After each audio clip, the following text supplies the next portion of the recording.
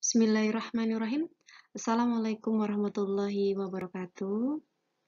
Kita ketemu lagi. Untuk pertemuan kali ini kita akan membahas atau belajar bareng tentang apa itu kalimat efektif. Ketika kita sudah dengar efektif, artinya kalimat itu kita gunakan efektif untuk mengungkapkan sesuatu yang ada di pikiran kita. Pada dasarnya, sebuah kalimat dapat dibentuk oleh klausa yang terdiri atas subjek dan predikat dengan penambahan objek, pelengkap, maupun keterangan yang diakhiri dengan tanda baca, titik, tanya, atau seru. Ya, akan tetapi, jika tidak tepat, penambahan-penambahan tersebut dapat membuat kalimat yang dibuat justru menjadi tidak efektif. Harusnya nggak pakai tanda tanya, kamu tanda tanya.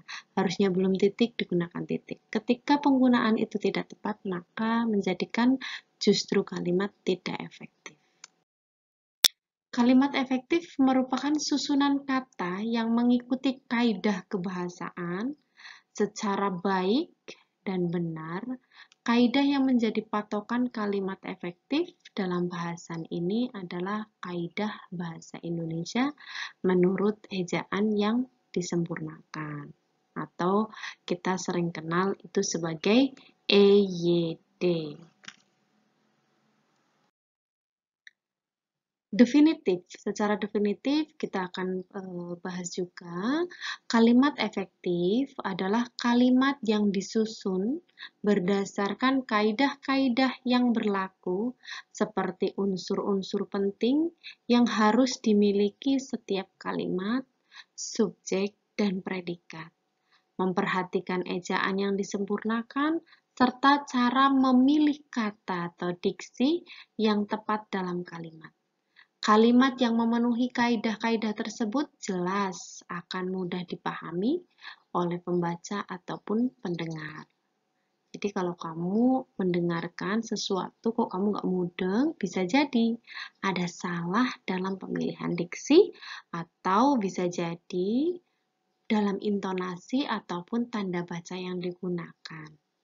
Nah, menurut J.S. Badudu, kalimat efektif adalah kalimat yang baik karena apa yang dipikirkan atau dirasakan oleh si pembaca atau si penulis dalam bahasa tulis, ya. Jadi kalau kita sedang nulis, kita disebut sebagai si penulis, dapat diterami dan dipahami oleh pendengar.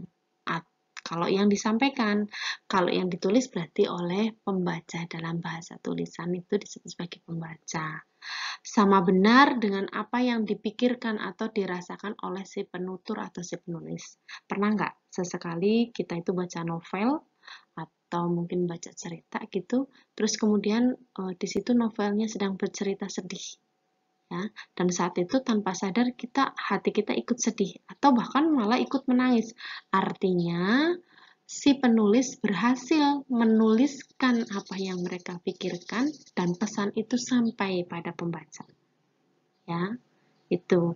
Jadi ada kata-kata yang sampai ke dalam hati kita, kemudian kita merasakan apa yang dirasakan oleh ibu itu atau orang tersebut. Nah, artinya kata-katanya itu efektif dan pesan tersampaikan. Atau ketika tulisan kita bisa membaca, kemudian kita merasakan apa yang ada di alur itu dan apa yang diungkapkan oleh penulis, artinya tulisan itu mampu menyampaikan pesan. Ya.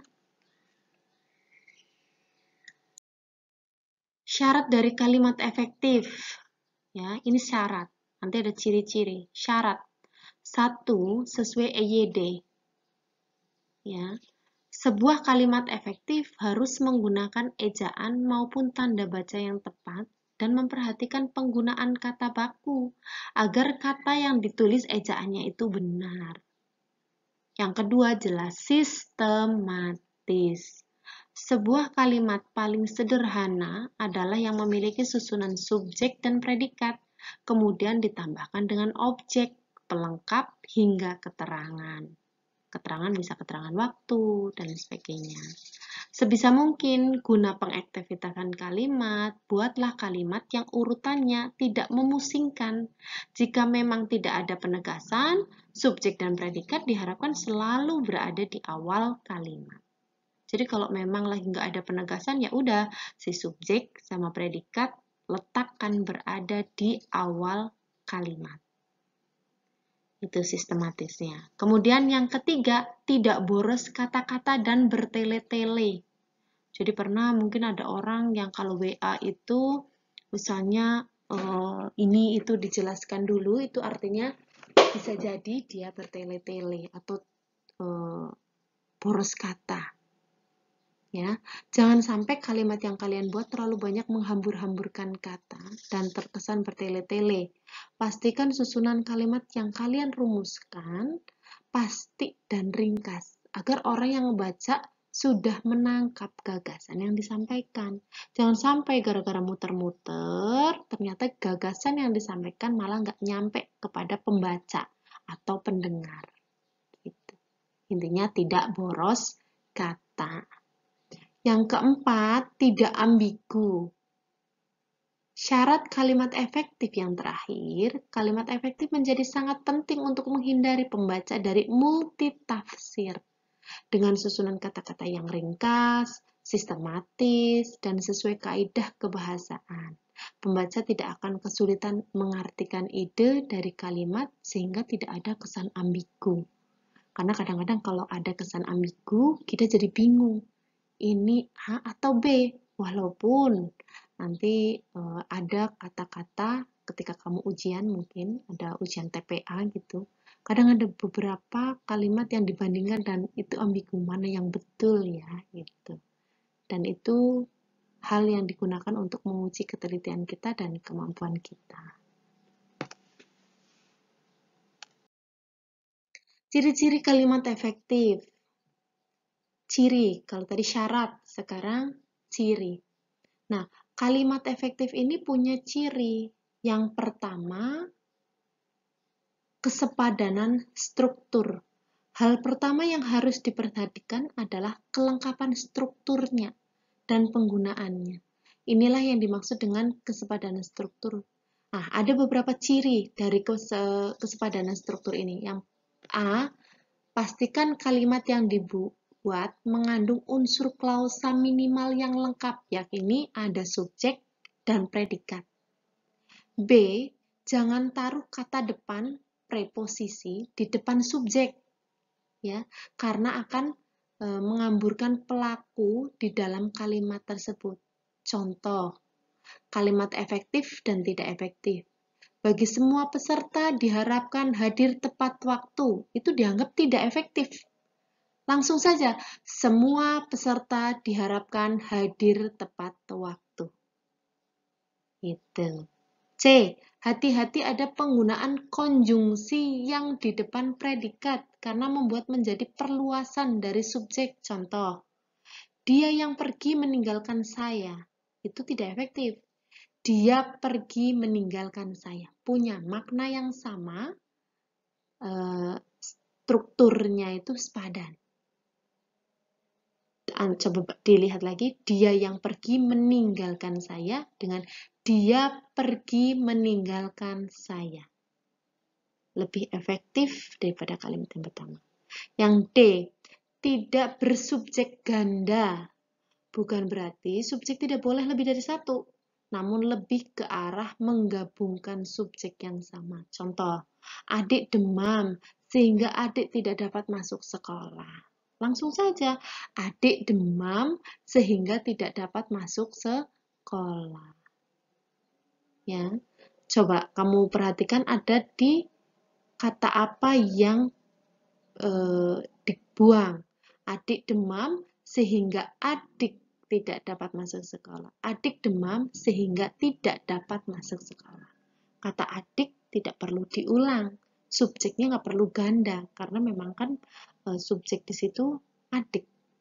Ya, oke, jelas ya. Kita lanjut.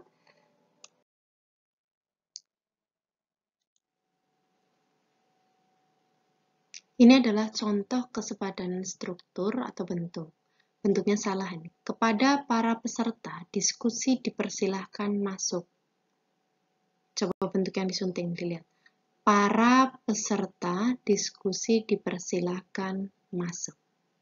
Jadi, perhatikan yang saya miring-miring, itu artinya yang dibuang pada kalimat yang disunting.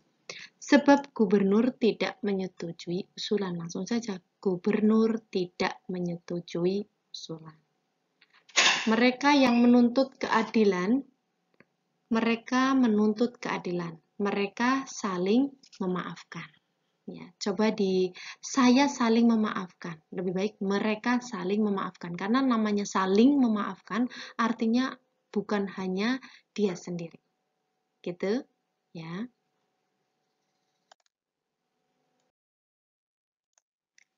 Kemudian ciri kalimat efektif yang kedua yaitu kehematan kata. Namanya juga hemat, artinya tidak menggunakan kata-kata terlalu banyak. Karena salah satu syarat kalimat efektif adalah ringkas dan tidak bertele-tele. Kalian tidak boleh menyusun kata-kata yang bermakna sama di dalam sebuah kalimat. Ada dua hal yang memungkinkan kalimat membuat kalimat yang boros sehingga tidak efektif. Yang pertama menyangkut kata jamak. Ya. Yang kedua mengenai kata-kata bersinonim. Untuk menghindari hal tersebut, berikut ini contoh mengenai kesalahan dalam kata jamak dan sinonim yang menghasilkan kalimat tidak efektif. Contoh kata jamak. Para siswa-siswi sedang mengerjakan soal ujian masuk perguruan tinggi. Dianggap tidak efektif. Langsung saja, siswa-siswi sedang mengerjakan soal ujian masuk perguruan tinggi. Walaupun hanya satu kata yang hilang, tapi akan kesan lebih efektif. Toh maknanya sama. Ketidakefektifan terjadi karena kata parah itu merujuk pada jumlah jamak. Sementara siswa-siswi itu juga sudah mengarah pada jumlah siswa yang lebih dari satu. Nah, maka hilangin salah satu kata yang merujuk pada hal jamak tersebut. Oke, contoh kata sinonim. Ia masuk ke dalam ruang kelas. Langsung saja, ia masuk ruang kelas. Ya, karena ada sinonim di situ. Contoh kehematan kata. Misalnya, saat ini Sally memakai baju berwarna merah jingga. Langsung saja, saat ini Sally memakai baju merah jingga. Karena merah jingga itu sudah menunjukkan warna. Banyak anak-anak berkeliaran di jalan menuju lokasi kejadian. Banyak anak. Langsung saja, karena banyak itu sudah menunjukkan lebih dari satu, anak-anak menunjukkan lebih dari satu. Makanya anak diambil satu saja. Banyak anak berkeliaran di jalan menuju lokasi kejadian. Contoh 3, buku itu saya sudah membaca. Saya sudah membaca buku itu. Ya. Dia sedang mengambil buku di mejanya. Dia sedang mengambil buku di mejanya, diganti langsung saja daripada mengambil. Dia sedang mengambil buku di mejanya. Sekarang ini ia sedang membersihkan mobilnya di halaman belakang. Sekarang ini ia membersihkan mobilnya di halaman belakang. Tanpa dengan adanya kata sedang, ya memang dia kegiatan itu sedang berlangsung. Semoga contoh-contoh di sini bisa memperjelas kalian terkait pengefektifan penggunaan kata-kata, ya, sehingga lebih hemat dalam penggunaan kata. Ciri kalimat efektif yang ketiga, itu kesejajaran bentuk. Ciri-ciri yang satu ini menyangkut soal imbuhan dalam kata-kata yang ada di kalimat, sesuai kedudukannya pada kalimat itu. Pada intinya, kalimat efektif harus berimbuhan paralel dan konsisten. Jika pada sebuah fungsi digunakan imbuhan me, selanjutnya imbuhan yang sama digunakan pada fungsi yang sama. Contoh, hal yang mesti diperhatikan soal sampah adalah cara membuang, memilah, dan pengolahannya. Perhatikan yang bawahnya. Hal yang mesti diperhatikan soal sampah adalah cara membuang, memilah, dan mengolahnya. Ya, jadi ketika kita menggunakan imbuhan sebaiknya ya kita gunakan itu konsisten sehingga akan terdengar pesannya lebih efektif, bentuknya sejajar, setara, ya. Jangan terus ya. Itu kesetaraan bentuknya kurang efektif. Contoh kesejaran bentuk lainnya, harga BBM minggu ini segera dibakukan dan kenaikan secara luas. Coba diperhatikan, yang di atas itu contoh bentuk yang kurang efektif atau tidak efektif itu dibakukan dan kenaikan. Satu menggunakan kata di, yang satu menggunakan kata ke. Tapi coba yang setelah disunting atau diperbaiki. Harga BBM minggu ini segera dibakukan dan dinaikkan.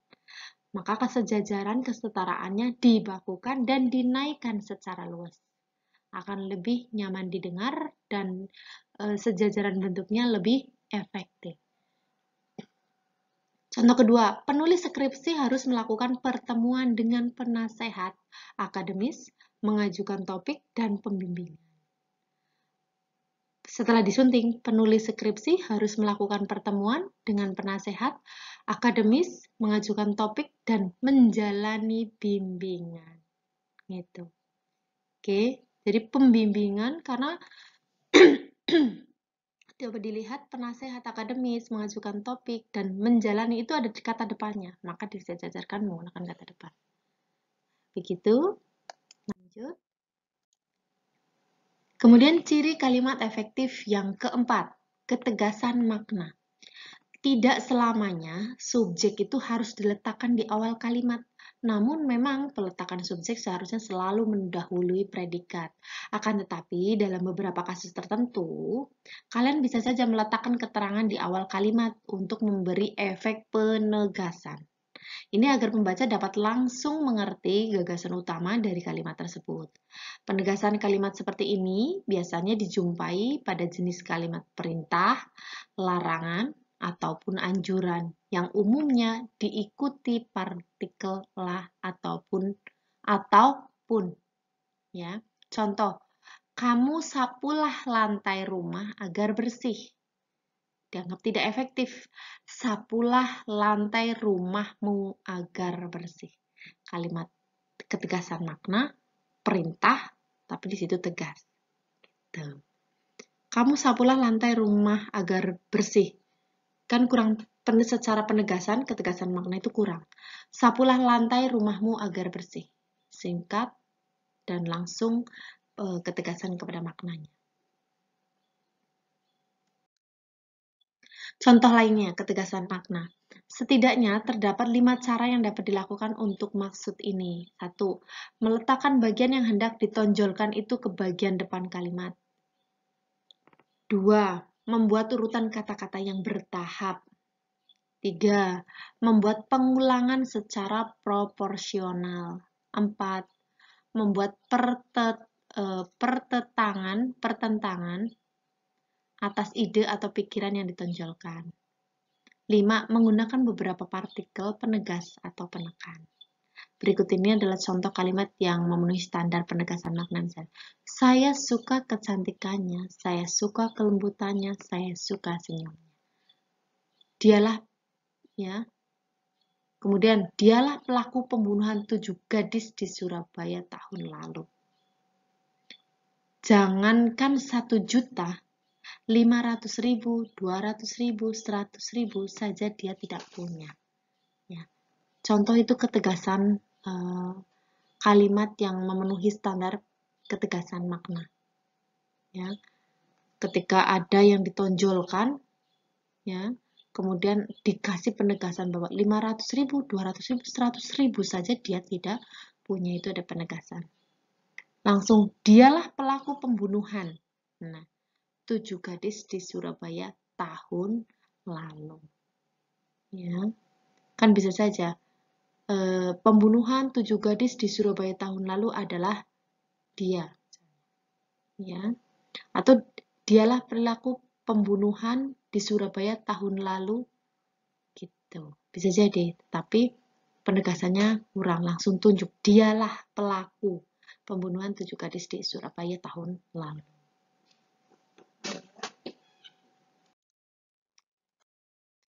Ciri-ciri kalimat efektif yang kelima, yaitu kelogisan kalimat. Ciri-ciri kalimat efektif terakhir yang amat krusial menyangkut kelogisan kalimat yang kalian buat. Logis berperan penting untuk menghindari kesan ambigu pada kalimat.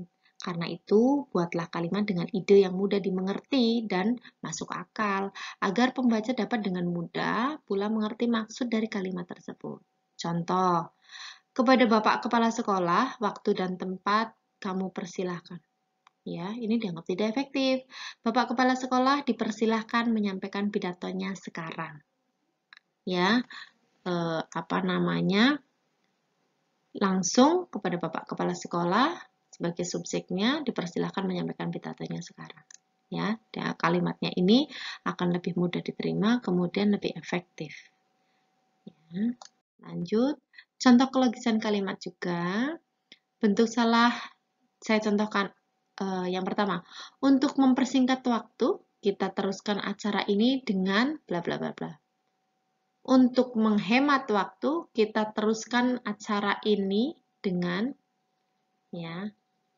Jadi, mempersingkat waktu, menghemat waktu. Kedua, kepada Bapak Direktur, waktu dan tempat dipersilahkan. Langsung saja, Bapak Direktur, waktu dan tempat dipersilahkan. Walaupun ini tetap secara faktanya masih banyak yang menggunakan seperti itu. Ya, kemudian yang contoh ketiga, mayat mahasiswi yang meninggal itu sering bergentayangan di kampus ini. Kan bukan mayatnya yang bergentayangan. Arwah mahasiswi yang meninggal itu sering bergentayangan di kampus ini. Karena nggak mungkin mayat masa bergentayangan. Kelogisan kalimat itu diperlukan. Di sini dijual sup buntut, sup brenobon, dan sup kaki sapi. Di sini dijual sup buntut, sup brenobon, dan kaki sapi. Kan bukan kaki sapinya yang dijual, tapi supnya. Makanya di bawah lebih panjang memang kalimatnya karena ditambahin sup. Karena memang yang dijual adalah supnya. Sup buntut, sup brenobon, dan sup kaki sapi. Gitu. Oke, itu yang bisa saya jelaskan. Semoga bisa dipahami dan bisa diaplikatifkan dalam kita menggunakan kata-kata.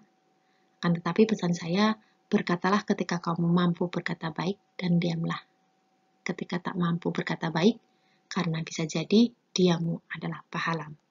Sampai ketemu lagi di pertemuan berikutnya. Wassalamualaikum warahmatullahi wabarakatuh.